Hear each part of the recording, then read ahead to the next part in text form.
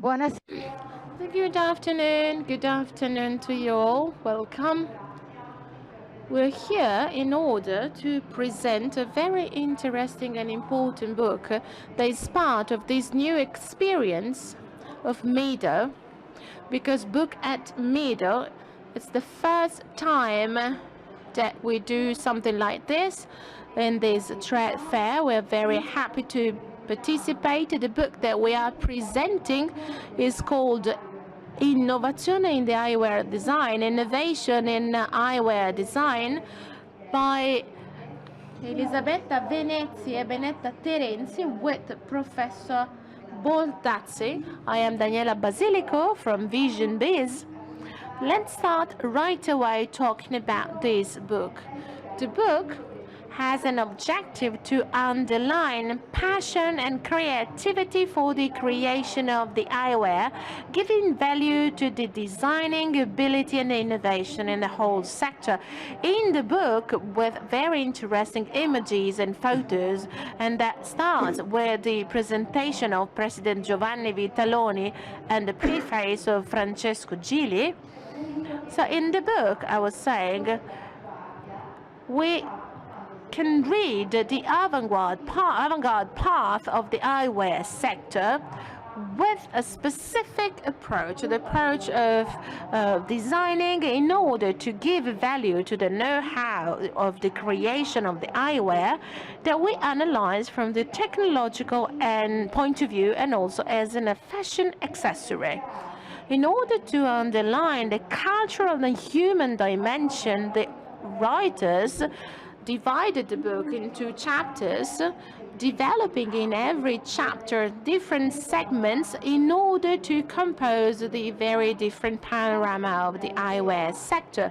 So we start from the creative idea, moving to the manufacturing with high-end technology up to the finished product. Apart from these scientific contributions, we have interviews by famous designers, and we have one here among us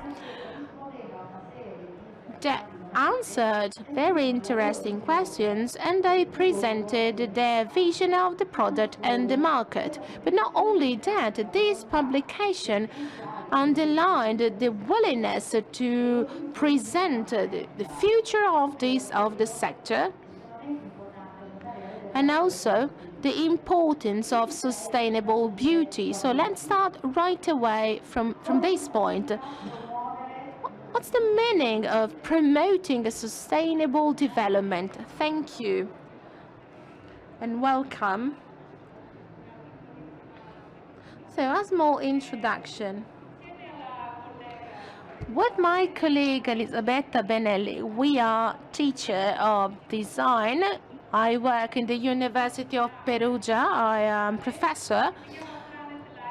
That is called for Planet's Life Design. So that's the name of my course.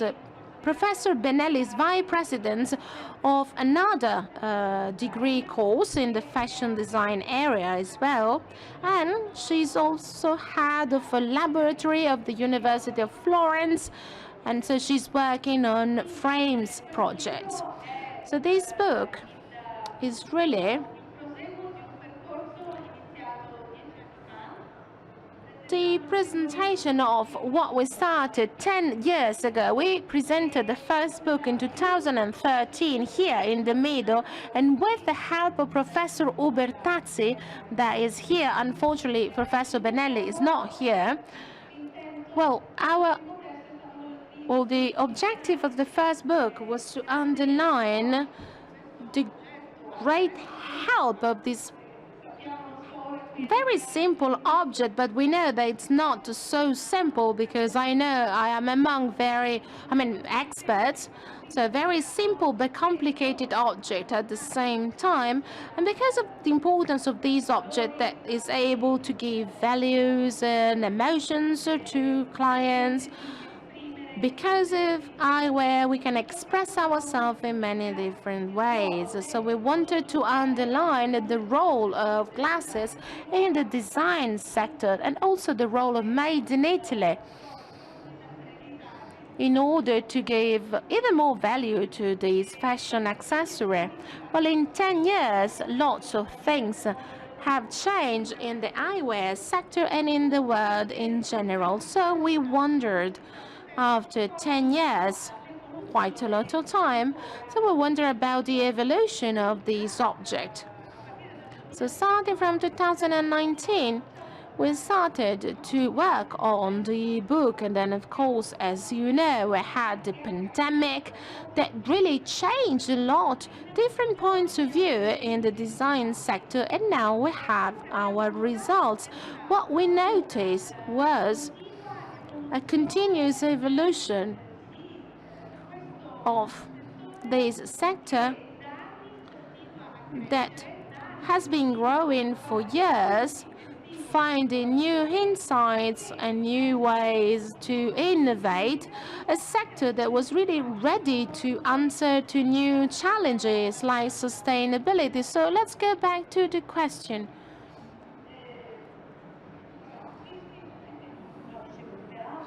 I was saying, well, in this book, this topic is very, it's central. So the first chapter is about sustainability.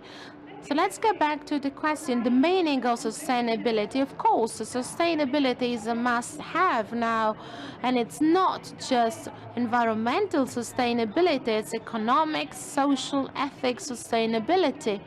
So we tried to analyze how the eyewear can really interpret all these aspects, and we noticed how strong the research and innovation are, starting from this concept of sustainability. So this year, Mido launched this internal competition on sustainability with a very detailed format that I was able to read. So companies participating in the fair are invited to evaluate their sustainability, the product's life cycle, and so on and so forth. So the eyewear in the design sector is really a promoter of sustainability, innovating in the research of new materials. Well, this aspect is very important as well. In the frame sector, we have seen actions in order to reduce the environmental impact all through the production, starting from the choice of materials and to the finished products. Talking about that, how important the role of research is, and I'd like you both answer to this question. So on the importance of research. I'll try to answer myself.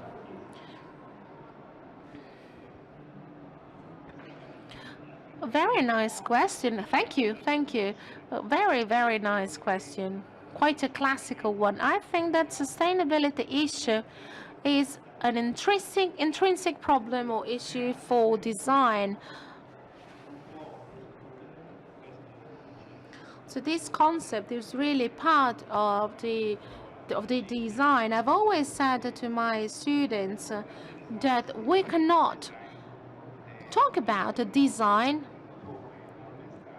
if the design asks to workers to live an unbearable life or is very polluting.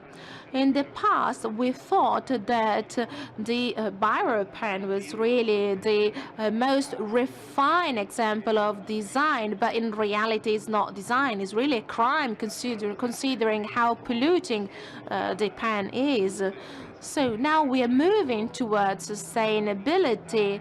It's not just protecting the environment and choosing the right materials. We really need to be able to use materials in the right way. I have lots of enemies because I say that burning oil is really very stupid, because you use this essential material to do very refined and complex chemistry. You're not using this material in the easiest form. So in this year, we have seen a change in our approach.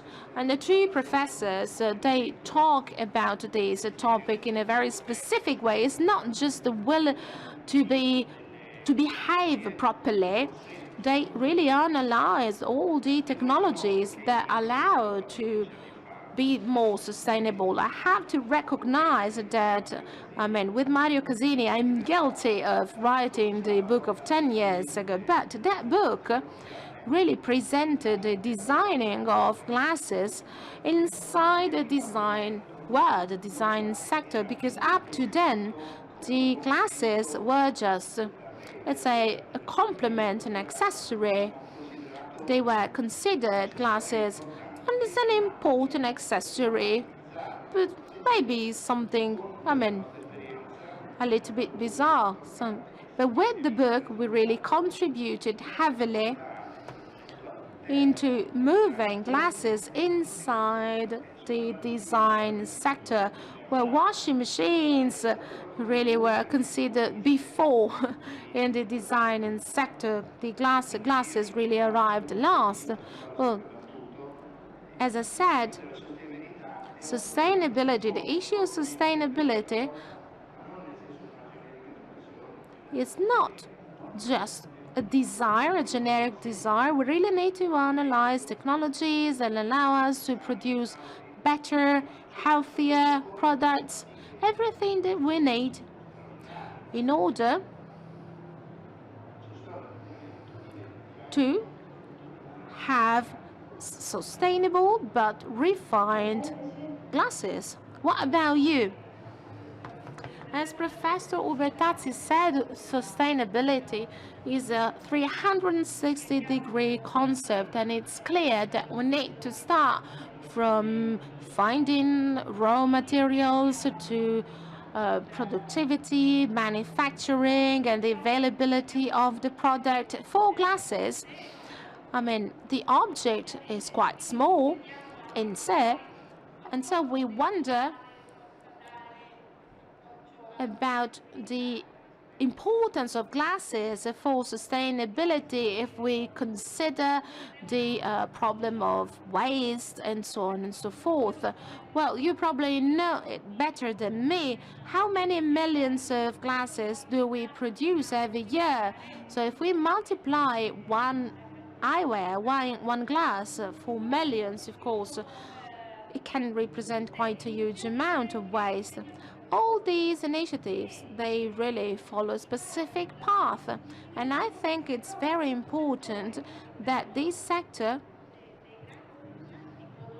among the various products that fashion designers use, well, it's important that this sector is really leading sector for sustainability, because fashion, when we think about fashion, we think about clothing, and of course that sector is very polluting for quantity of products and manufacturing processes, number of items on the market. But in reality, even though in the sector in general, we can say interesting case studies moving toward that direction, I have to say that in the eyewear sector, we have seen a very high level of innovation, and because of that, these can be very interesting also for other sectors, and this is the most important factors.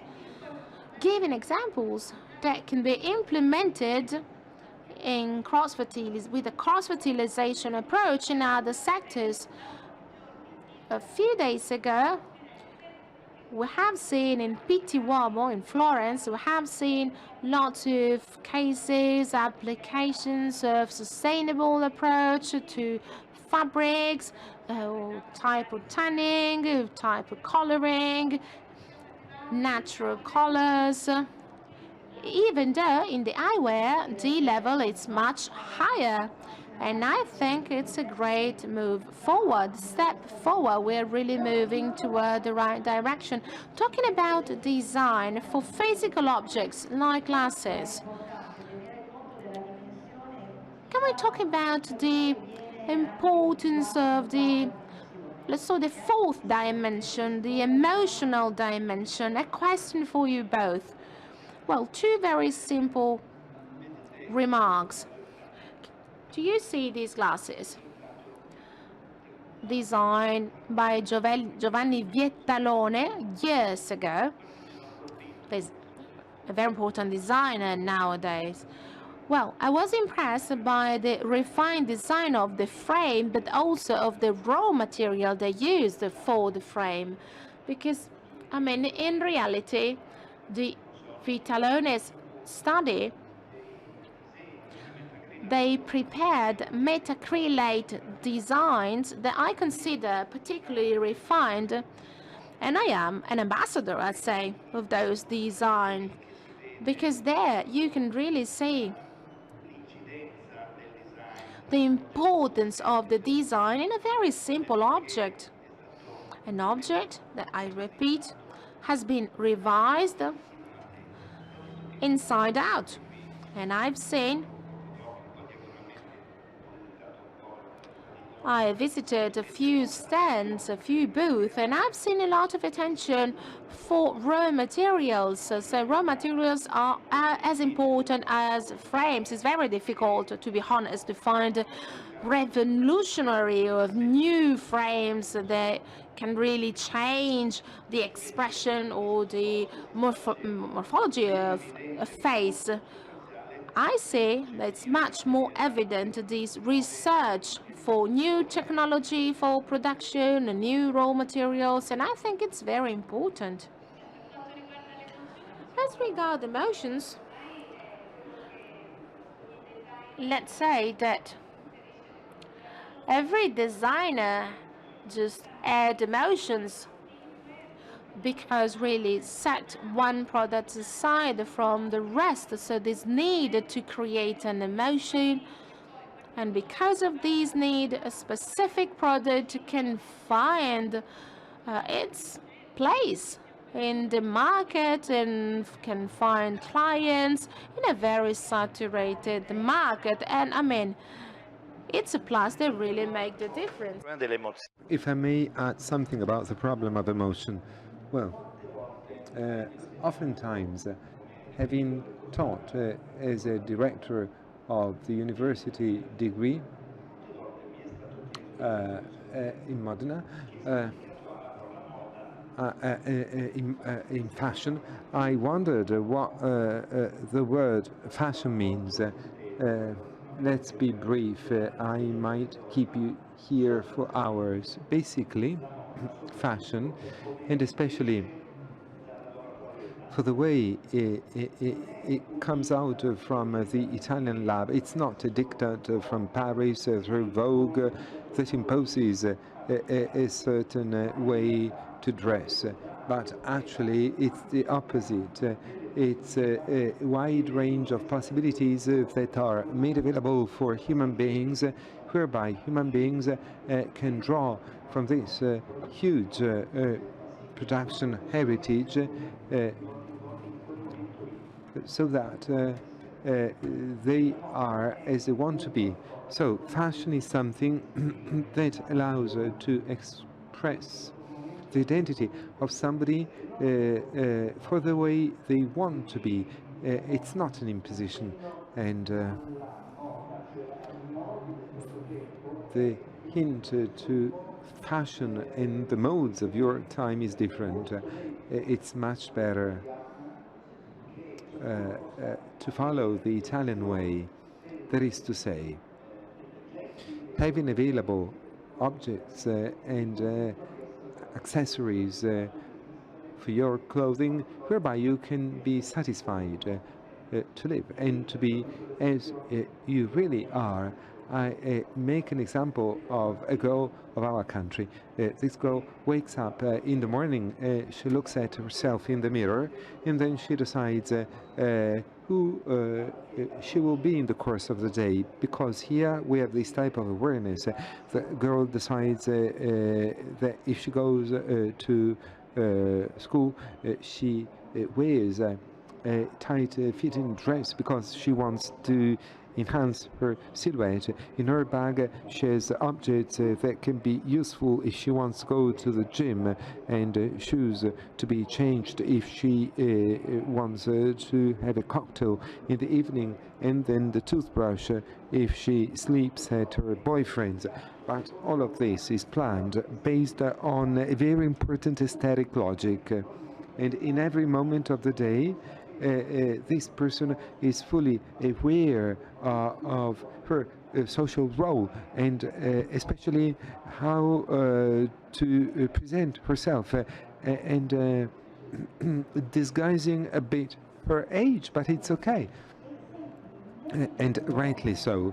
In the book, at a certain moment, you speak about the importance of creating and going back to the concept of sustainability, to create objects that can be repaired. And can this concept be applied in our sector?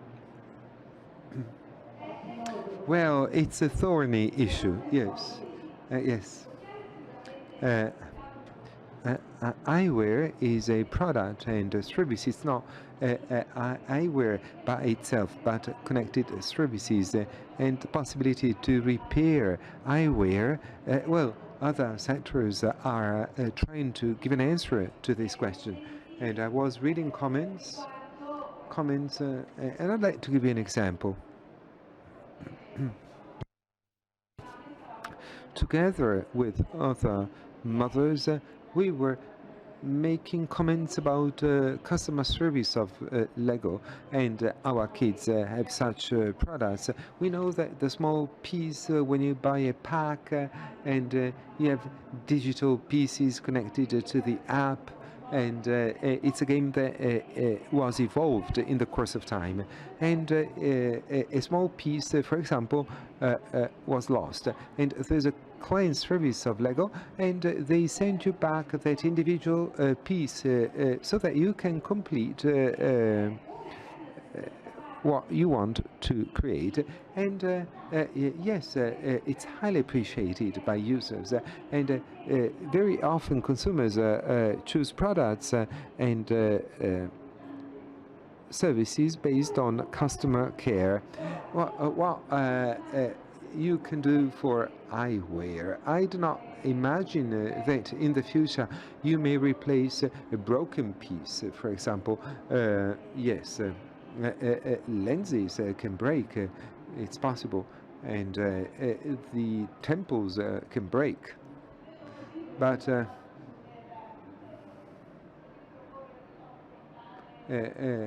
reproposing the front. No, the concept was a bit more deep. If I create eyewear that can be repaired, eyewear I can wear in the course of time, I tell the buyer not to buy a new one and keep on using the old one. In this case, my question was, it's not so. That's what happens today. You have a range of eyeglasses and sunglasses, and in relation to what I said before, everyone has a pleasure in owning eyewear, completing the personality in different moments of the day, but also variety, and having more samples with different shapes. In my opinion, it is allowed for by social well-being, and on the consequence, if on the one hand it's more than logical that the eyewear that I'm fond of can be repaired, or just like in my case, losing some degrees of vision, I can replace the lenses, but I can keep the frame I like. But it's also true that for the summer, I may want to use eyewear that protects me against sun rays. I can have available a wide range of products. That's the point, yes, that's the point. I got you. the question was aimed at obtaining this type of response. In my opinion, repairable eyewear, and I go back to the emotional side, repairable eyewear, this concept works because I have a range of eyewear and lenses I like, but if I do not want to renounce a pair of glasses I specifically love, well, here you have the concept of the repairable object. Obviously, we work on durability of products, not just in the case of eyewear, using top quality raw materials and also a design that contribute to make a product last. It's positive. Yes, what the professor has just said, it is really what is happening, and it's different than what was happening up until some years ago. The large industry, and especially heavy industry, developed a concept that, in my opinion, is a bit revolting, planned obsolescence. That's the concept. The matrix after 6 months and 22 days should burn because I am supposed to buy a new one, and very few people realized it is true, but the industry cannot, and its possibility to survive cannot be based on durability or non-durability of a product. From an ethical and moral perspective, you cannot plan the destruction of a device so that you buy another one, and so that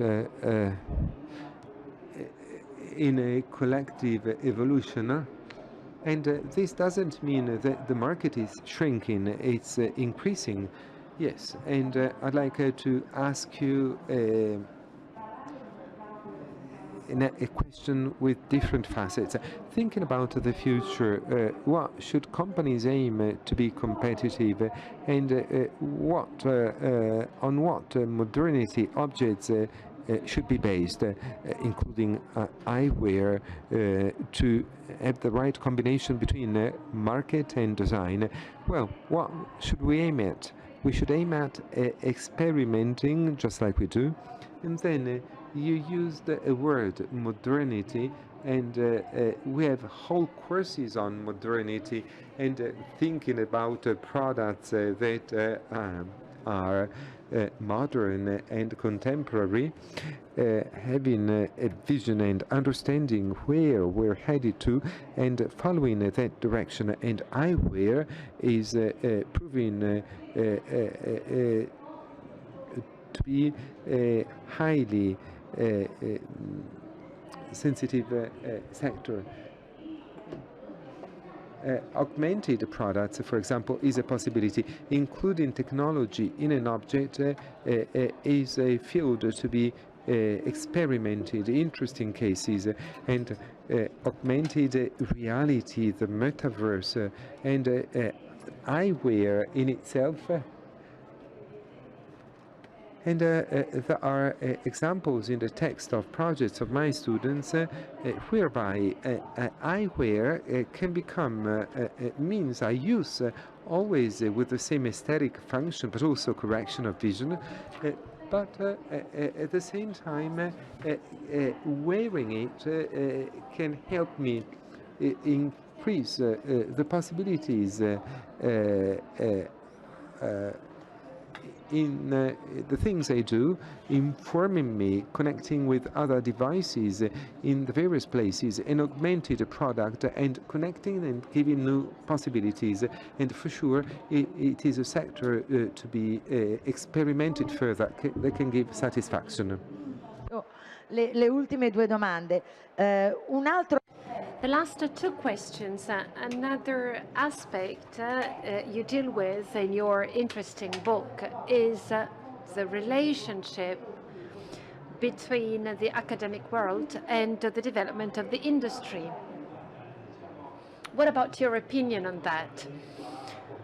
Well, the academic world has an important task, that of educating and training professionals who must be able to face the future, both from a technological and from a cultural viewpoint.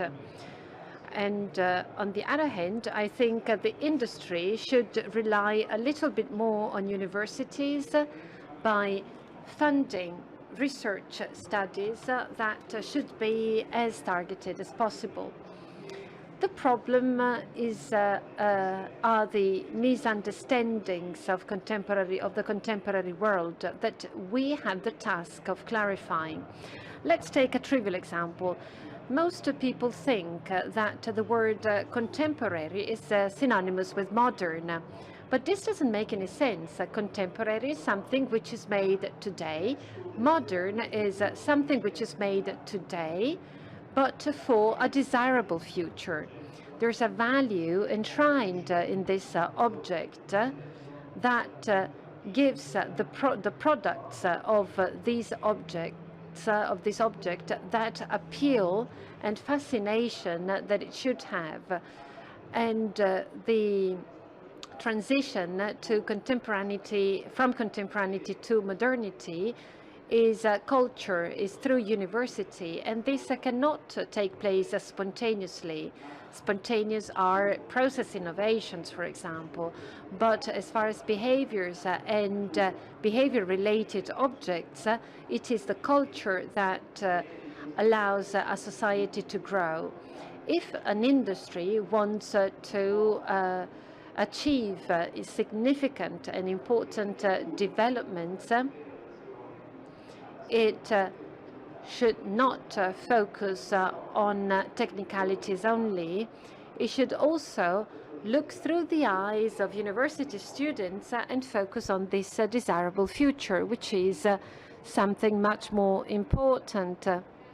And this reminds me of a definition that professor invented. Designers should be like bees impollinating flowers. And so the knowledge acquired through the various design experience can be transferred to other companies, but clearly companies should achieve this in their products. In universities, we train and educate designers for objects and projects, allowing them to imagine a product for a desirable future. We provide knowledge that can be used in the various areas of interest, but this is up to training rather than to education. So the mind, the internal sensitivity, the culture allows students to generate innovation for the companies they work for. Let me just add very briefly something, well, borrowing what Benedetta said, just 1 minute. Well, there was a moment when I went to the former East Germany. I was invited by a minister to explain what design was. So I got into the old refurbished Bauhaus.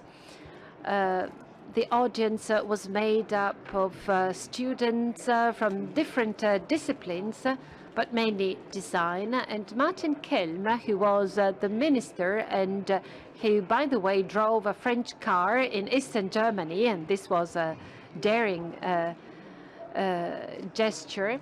And he said, well, I've gathered here the entire young generation, and this is our future. And you know what I decided to do? I will put them all into the industrial field.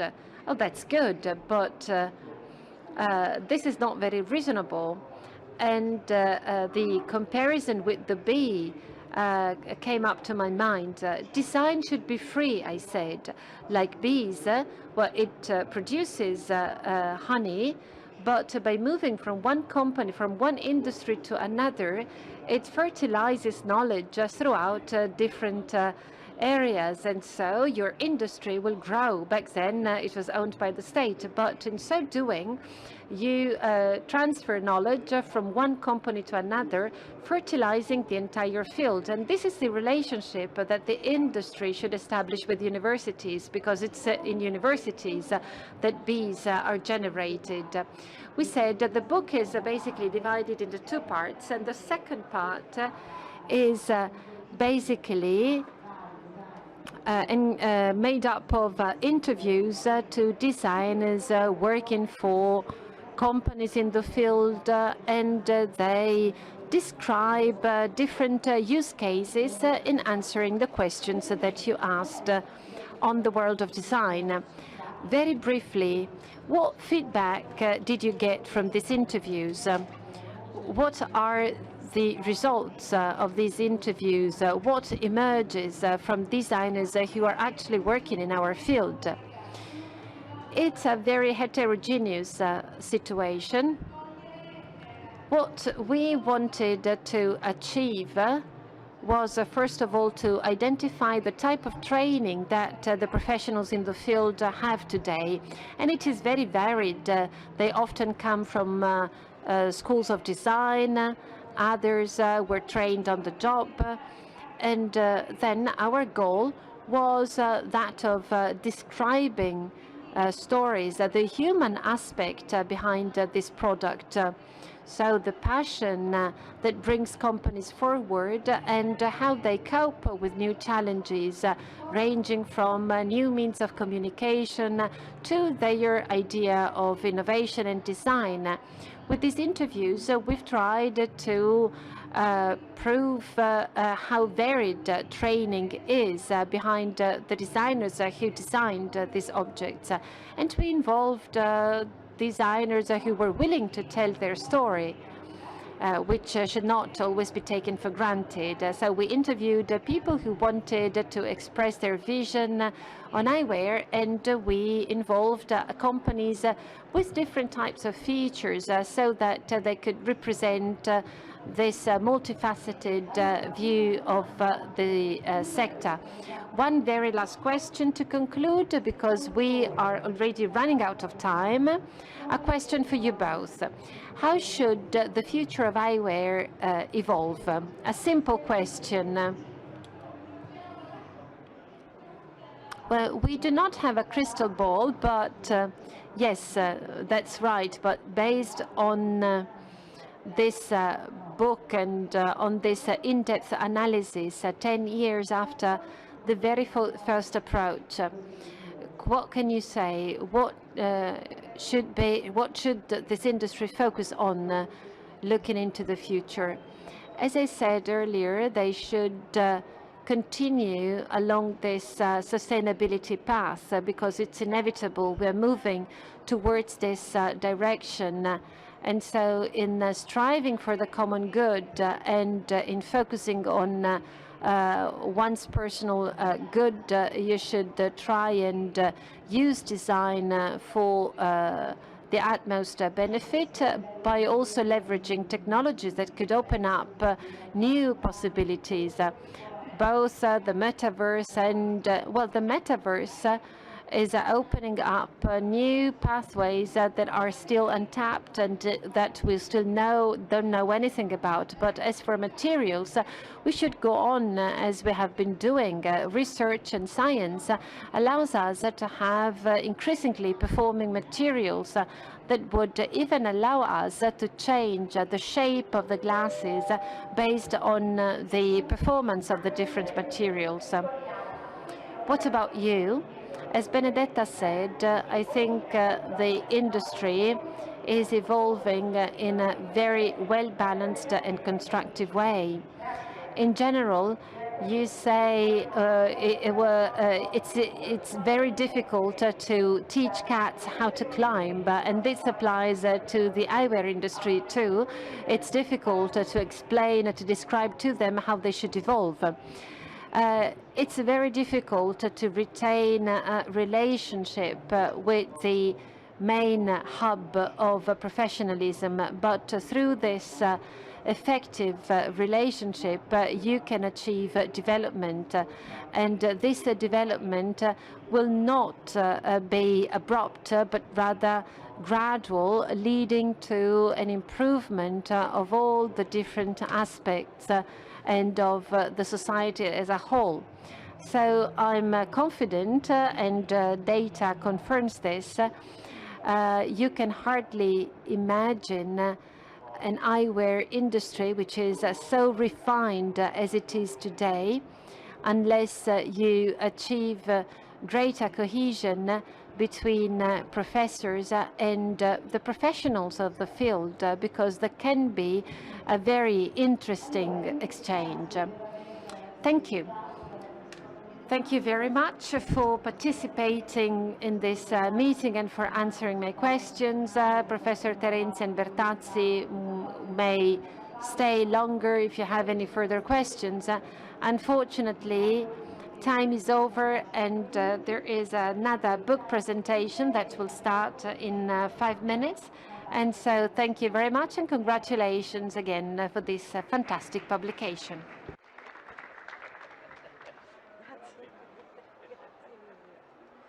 Io devo bere un goccio d'acqua, adesso devo parlare altre 2 ore. Grazie. Grazie.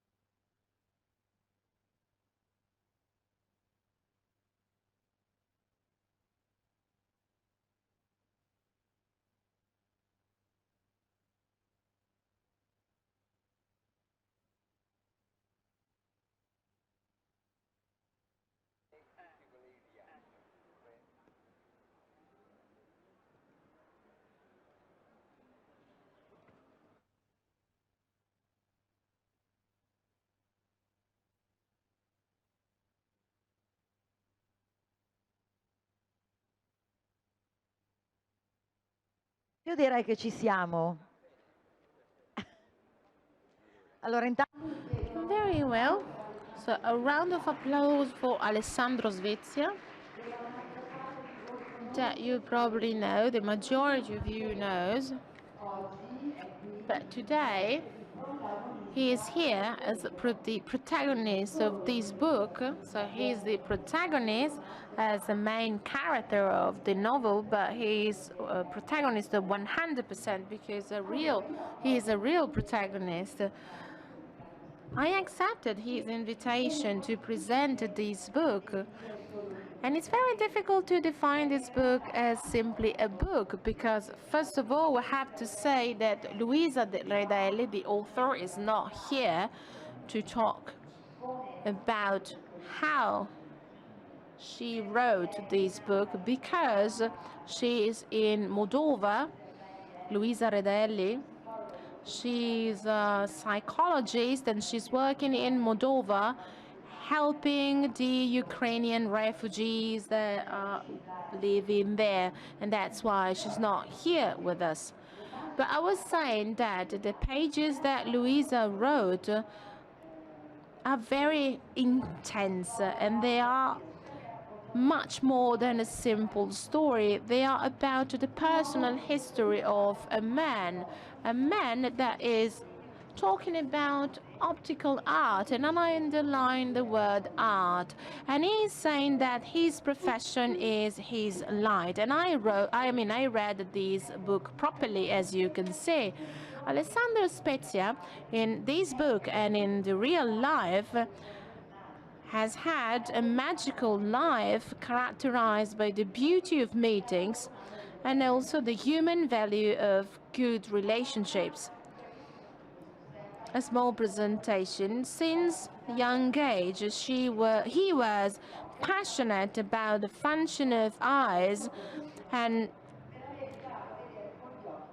he started to see with the eyes of the mind, and I was very much impressed by this sentence, let's say, and he was able to convey this sensitivity to his clients. And why? Why are these clients so special?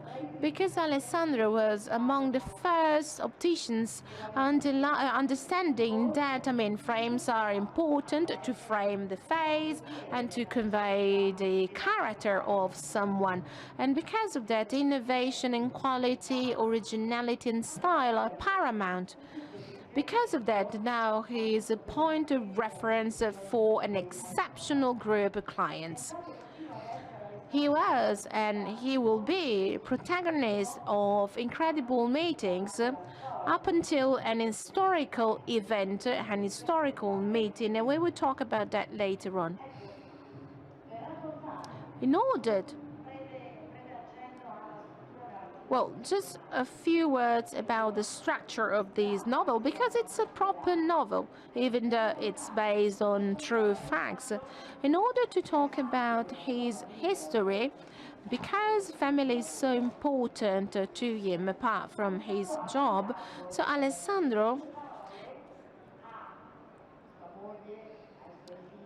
used the words of his wife, sons and daughters, two important actors, Marco Giallini and Riccardo Rossi.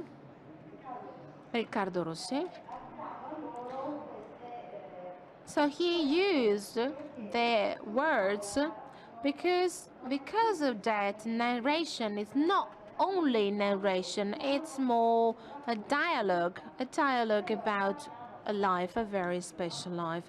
Let's start from the beginning. In 1967, Ottica Spezia was born, 8-square-meter shop, very small shop. Since 1921, it has been an optician. I think it's one of the smallest. No, it's the smallest optician shop in Italy. I started in the Barbera, in a very, very wide area, very wide shop, and I was flabbergasted, let's say, to see these 8 square meters. But because I was in the center and the shop was really next to Via del Babuino and the Chiesa degli Artisti next to the Rai Studios, the location was simply perfect. And you said there are no limits to space when the mental dimension is open. From that, the 20th of May of 1967, Alessandro, 23 years old, opened his shop with a specific, he has a well-wisher. I opened the shop and I was feeling so important because of that. I was just 23. I was not an adult. I was just 23.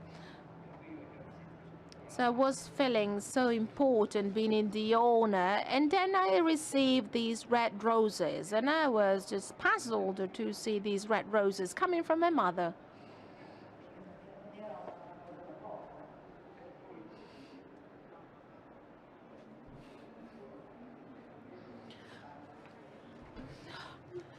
It was just, it was very important for me to understand that I had to move on. I tried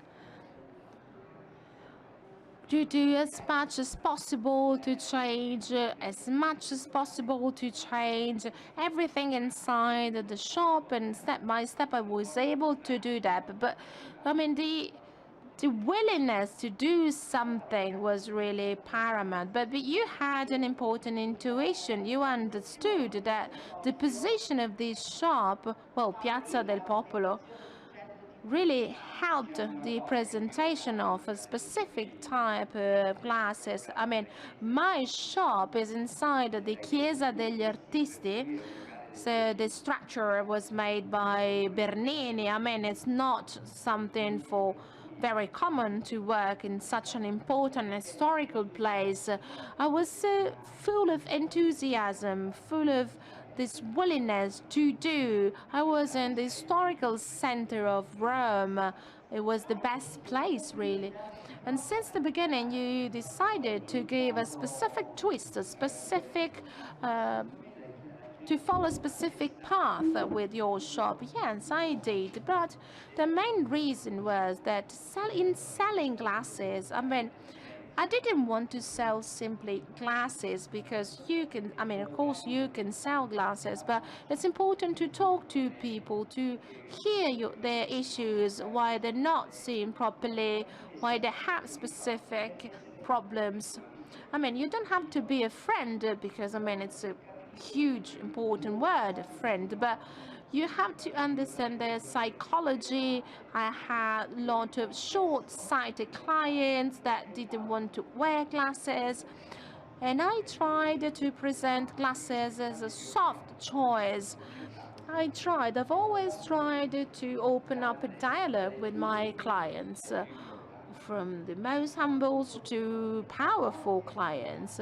You were one of the first not to use the white apron. Well, mainly for children. I just wanted to wear normal clothes for children, mainly because I did not want to traumatize them. Wearing the jacket and then the tie, I created, let's say, my own specific look, my own specific style. And step by step, brick on brick, after many, many years, I was able to create this wonderful shop, this wonderful reality. You'll be able to create this wonderful reality. And as I said before, your life and your profession have been characterized by very special meetings, and I have a few examples for you. They are here in the book.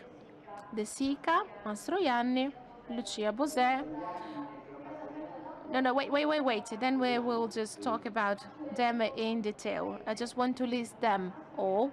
Mastroianni, Lucia Bosè, Lucio Dalla, Bill Clinton, Cameron Diaz, Francis Ford Coppola, Tom Hanks, and I just want to hear something about Tom Hanks, Lucio Dalla, Marco Giallini, and we'll talk about him before. But let's start from Federico Fellini. Well, Federico was something incredible.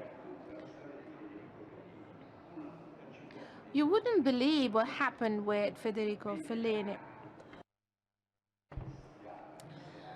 Well, let's say the maiden of Federico Fellini wanted to buy a pair of glasses, and she said that she wanted to buy a pair of glasses, and I made wonderful glasses for this lady, a very light frame and very thin lens, and she was so happy. And the first thing that she did was just telling Mr. Fellini that I did those wonderful glasses for her. I mean, they were just normal glasses for me, but very special to her. So after a fortnight, 15 days, I saw Federico Fellini and Giulietta Masina. They entered into my shop. And he said, you did the glasses, you made the glasses for my maid, and she's so happy to wear these glasses. And so because of that, then Giulietta Masina bought a pair of glasses, very big and rounded, and then he bought a pair of glasses, and he was wearing glasses like this. And I asked, but why are you wearing the glasses like this? Because they are not the right fit. And so I designed a pair of glasses for him, and it was 15 centimeters and half normally this distance. So we made tailor-made glasses by a company in the Cadore region. I just home delivered the glasses to him because he was just leaving for Los Angeles for an award. Sophia Loren the next day on TV called him, and he was wearing my glasses. It was really something incredible, really incredible. But for me, those are just normal things of my everyday life. I didn't really do anything special. I am just one of the 20,000 opticians in Italy. I'm not a Nobel Prize of the opticians. As I said, I was lucky enough to find the right partners, the right location. Well, Marcello Mastroianni, he was really super cool back then, such a handsome man. And he bought these drop-shaped glasses. And what about Tom Hanks? So Tom Hanks, that is very funny story. He is such an elegant man, a lord. He was very, very happy with the glasses, and he drew himself on a piece of paper. I didn't really recognize Tom Hanks. I'm really terrible with faces, and I didn't recognize Cameron Diaz. And a photographer said, she's Cameron Diaz, and I didn't really recognize her. I'm really terrible with faces. And then another funny anecdote, well, incredible anecdote, Ira Fustenberg, I think, and Marella Caracciolo. Well, Ira Fustenberg and Marella Caracciolo, two characters, two incredible ladies. I mean, it really depends on the working relation you have with someone. Ira Fustenberg and Mrs. Marella, they were just choosing among lots and lots of different frames. So Marella chose 30 pairs of glasses, and Ira Fustenberg 50 pairs of glasses. And then, of course, they didn't want to touch money, so from Switzerland, I always received a check. And then I home delivered these glasses to them. Well, I was 30. You were very young. Well, imagine an optician, a very young optician selling 30, 40 pair of glasses. I mean, it's incredible. Well, it was different back then. It's quite impossible to sell all those glasses today. these frames 2 days. What about the most beautiful clients you've had? Because you know that you have quite a you're quite sensitive to fashion. Well, Giulietta Masina was really so sweet, such a sweet lady. She was a beautiful person, a beautiful woman, a lady, very polite.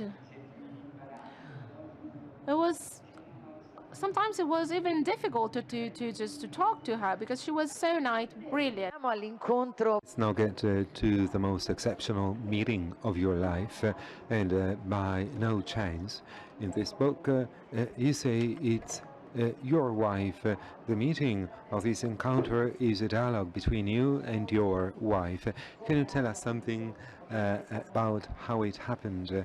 Obviously, we are speaking about what he will be telling you, the dialogue with my wife, because she was a very clever woman, and she always lived. Now she's retired.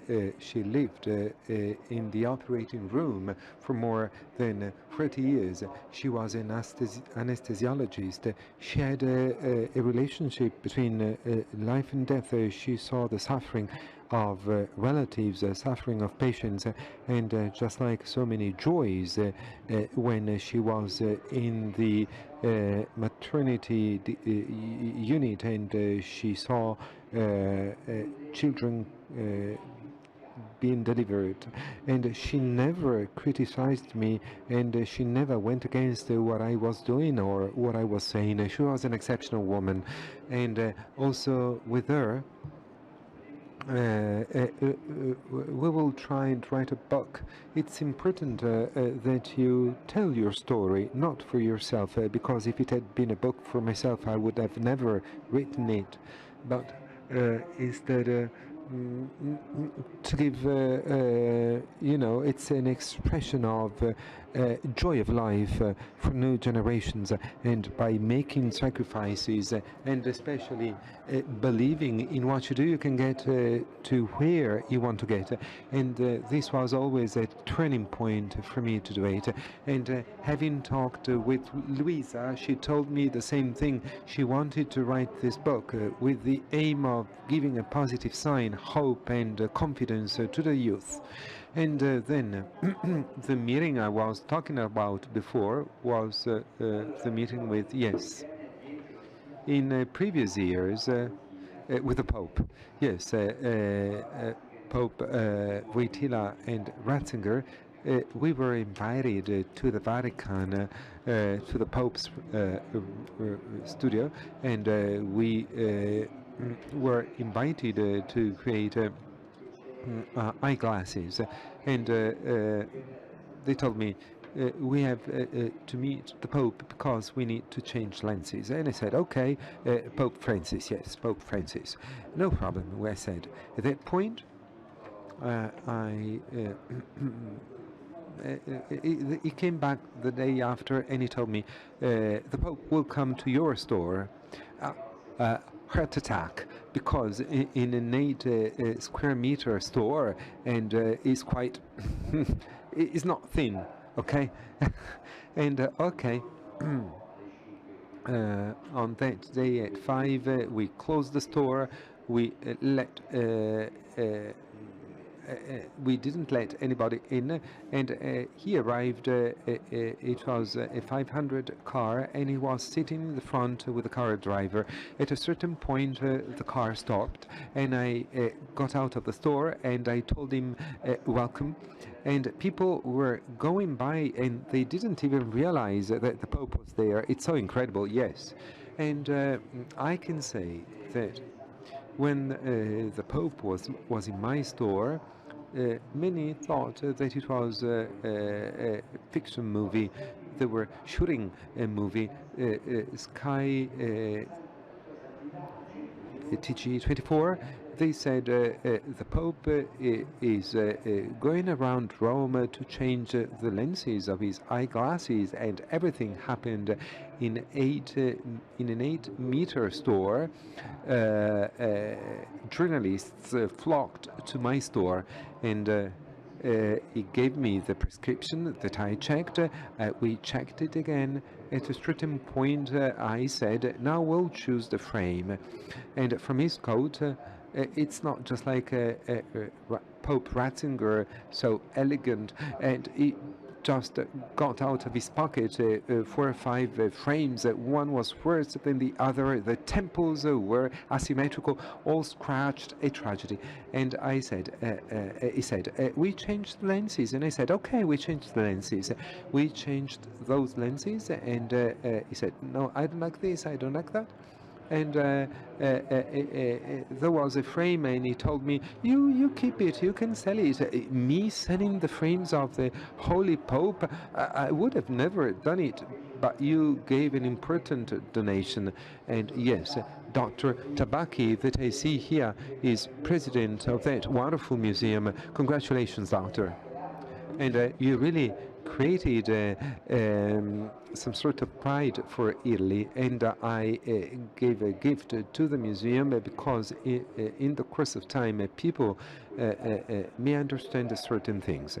And so we chose the frame, and when Sky TG24 gave the breaking news in front of the store, you may imagine what we had in front of the store. It was midnight, and I told journalists I want to go home to sleep because I'm tired.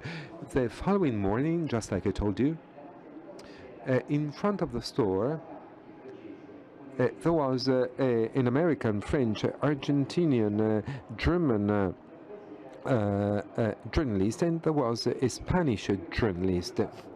And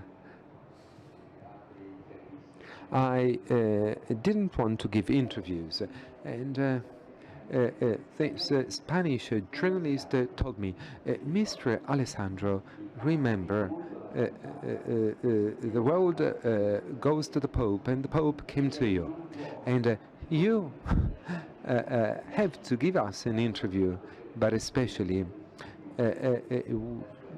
we need to understand your emotion, and when you placed the hands near the face of the Pope to see the fit of the frame and the center, to test the center of the lenses. At that point, I couldn't say no, and for 3 days and 3 nights, I just gave interviews. That's it.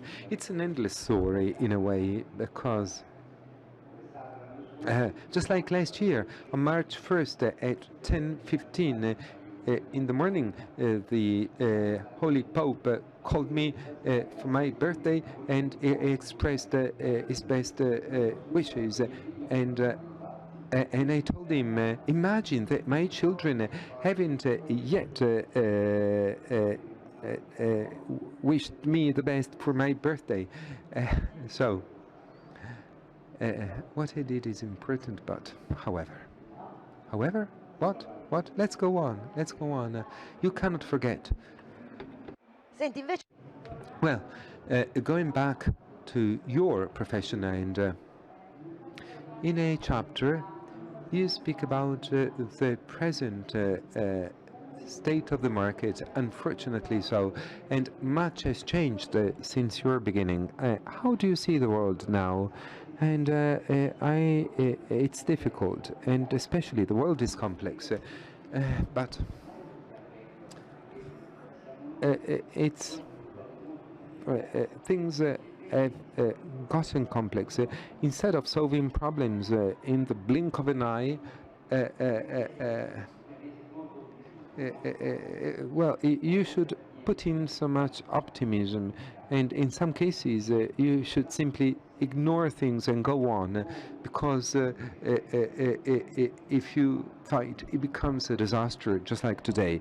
And then all those stores that give discounts, it's 190 euros multifocal glasses, and I asked, can I pay in 3 installments? I was joking. We are professionals, and we want to be professionals. That's the important thing. Yes, please, make an applause, a round of applause. Senti, che cosa... Well, what does eyewear mean to you? It's a wonderful thing. The celluloid eyeglasses give personality to the face, and they enhance what you are, what you want to be. And why do I wear yellow eyeglasses? Because so many years ago, in the 60s, 70s, yellow eyeglasses were just real turquoise eyeglasses. It was the belly. In the 60s, they cost 25,000 liras, and it cost 2 million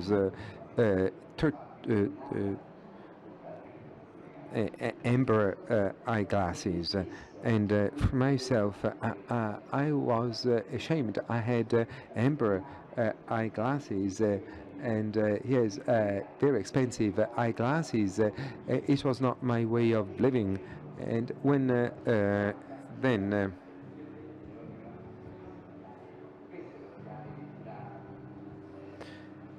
celluloid was made available, I bought a couple of them, and eyewear eyeglasses allow you to express yourself.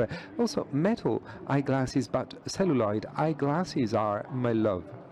You were really a pioneer from certain perspectives, just like I said, apart from the white uniform. And you were amongst the first to understand that to diversify, to rely on research. Yes. And how did you get this idea? And you have to go around and find something special, something different, something new. It's not easy. And you have to go around in person. They don't come to you. You go to conferences, exhibitions in Italy, Paris, London, New York, and at the end it becomes a custom. And it's something personal. They don't teach you at school. They don't teach you so many things at school.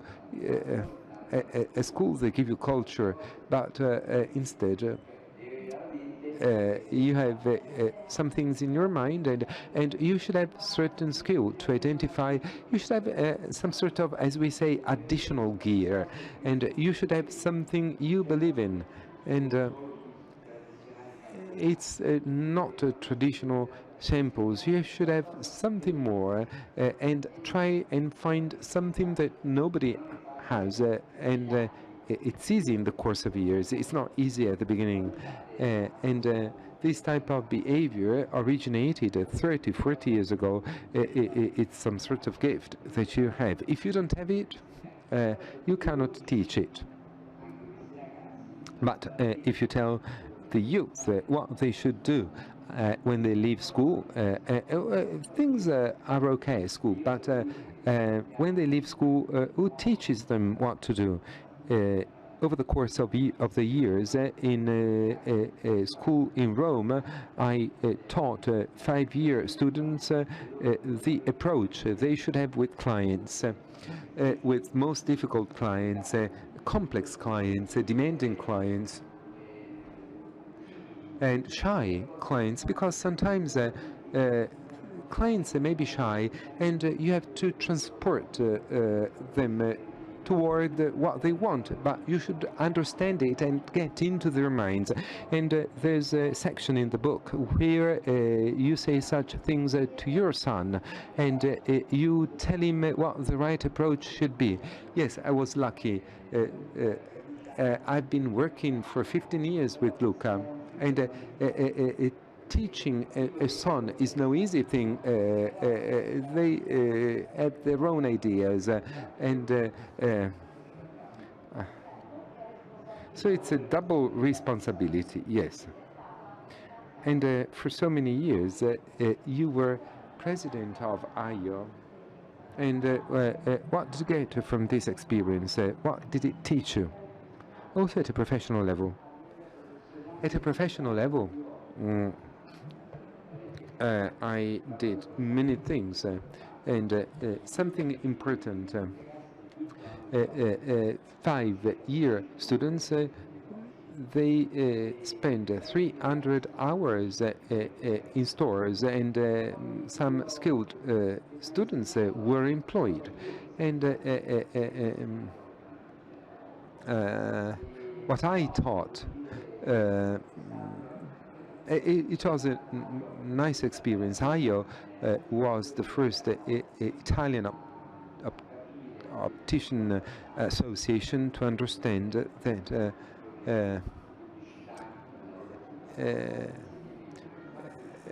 teaching was of paramount importance, and for example, many schools taught how to become opticians. The optical culture that still goes on, and to me it was a pleasure to be part of one of the first few associations set up here in Italy, not elsewhere.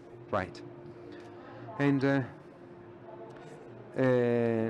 tricky question, to a certain extent, unavoidable. What made you fall in love with your job? I tell you something. As I come from Naples, my origin, I hail from Naples, from third year of primary school to the third year of secondary school. I stayed at the Jesuits, and studying at the Jesuits, it was difficult. There they had their own approach, their own methodology. So in the course of the years I mentioned before, I studied at the Jesuits, and I was psychologically devastated. And I told my father that I wanted to attend a simple school, quiet school, perfect.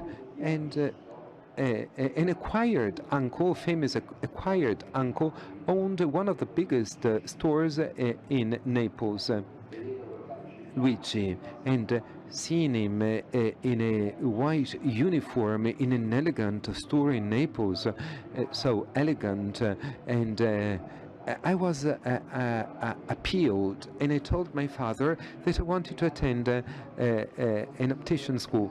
And my father told me, but your brothers go to the university to get a university degree. And I replied, if everybody aspires to become a general, who acts as a soldier? We need soldiers.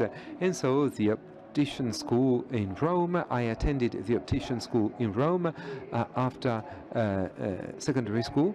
And it was a 3-year course. In 3 years, it was more than enough. It was not enough to me because I kept on attending vocational training courses, Milan, Turin, Florence, Bologna, and continuous training, lifelong learning. Those 3 years are not enough. They taught you nothing. And little by little, I started my professional career, and with so many Roman famous courses, once every 2-3 months, we invited a professor from the USA, Argentina, France, and to deliver training courses, and it was a nice turning point in a way.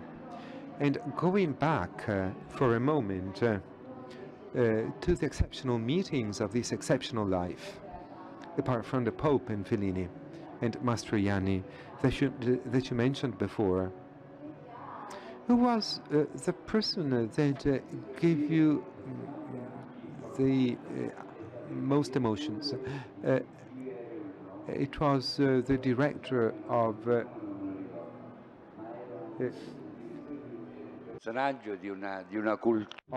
GR1. He was so polite, so highly educated. I met so many journalists from Via del Babuino, journalists with capital J, polite people, and I was a sponge, and I absorbed their way of doing, their way of speaking. One word is too little, two words are too much. And I always learned such things from people that knew more than I knew. A whole life is not enough to learn. And in a section of the book, you define yourself a social being that needs a stage and a public around you. It's obvious. If you don't have the audience, what do?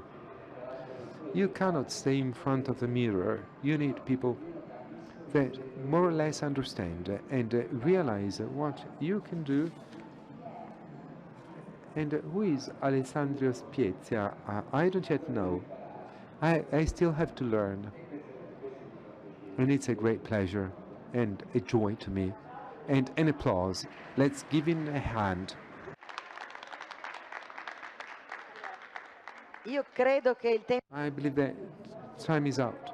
If you want to say something more, just two words and we end. Thank you for listening to these boring words. I should thank all participants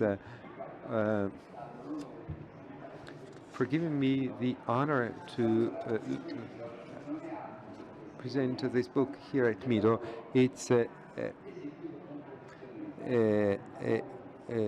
book written, and it's the result of professionalism and life devoted to work. This book is not self-referential, but it's a small example of lived life, an incentive for the youth, so that they may be convinced that you can fulfill your dreams, and it may happen that the reality of life is even more wonderful than what I've dreamed. Special tribute to Daniela, wonderful professional, Daniela Basilico, for honoring me with her presence. Thank you so much, Daniela, but especially thanks to you guys. It was an honor to speak with you. And let's pay tribute to life. Una foto. Prima di chiudere volevo dire che ci sono... Before we close, let me inform you that Alessandro's books are on sale, and please note that all copyright fees will be given to a foundation providing healthcare assistance to remote and disadvantaged areas. So if you buy the book, you can read a wonderful book, but you can also contribute to this very important work, charity work. So thank you very much to you all for attending this press conference, and a great round of applause for Alessandro Spezia. Thank you.